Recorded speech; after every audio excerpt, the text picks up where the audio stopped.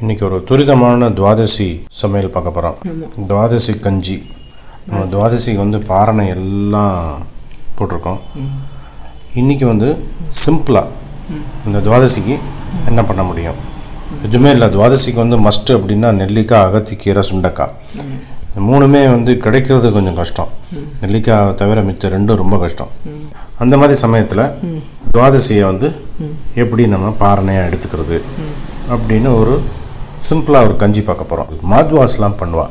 நைவேத்தியம் பெருமாளுக்கு வந்து இன்றைக்கி நைவேத்தியம் தான். ஆமாம். ஸோ என்ன எடுத்து வச்சுருக்கேன்னா, அரை கப்பு வந்து பச்சரிசி, ஒரு அரை முடி தேங்காய், துளியோண்டு உப்பு, கொஞ்சம் மிளகு.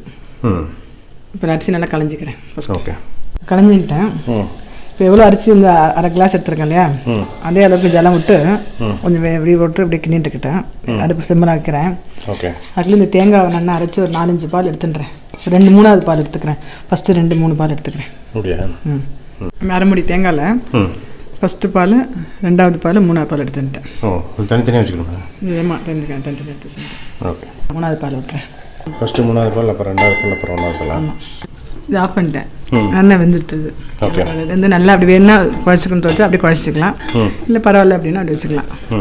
ஆயிடுச்சு இல்லையா? இப்போ என்ன பண்ணுவேன்னா, இந்த ஃபஸ்ட்டு 1வது பால் எடுத்தீங்களா, இந்த பால் விட்டுட்டு 1/4 டீஸ்பூன் மிளகு, உப்பு, 2 துளசி வச்சு பெருமாளுக்கு நைவேத்தியம் ஆயிடுது. துவாதசி கஞ்சி. துவாதசி கஞ்சி. துவாதசி அன்றைக்கி சமைக்க முடியாது, டக்குனு பண்ணி பெருமாள் கஞ்சி பண்ணிட்டு சாப்பிட்றலாம். ஆமாம், ஆயிடுச்சுல. ஆயிடுச்சு. Okay, thanks ஜெஷி. தேங்க்யூ.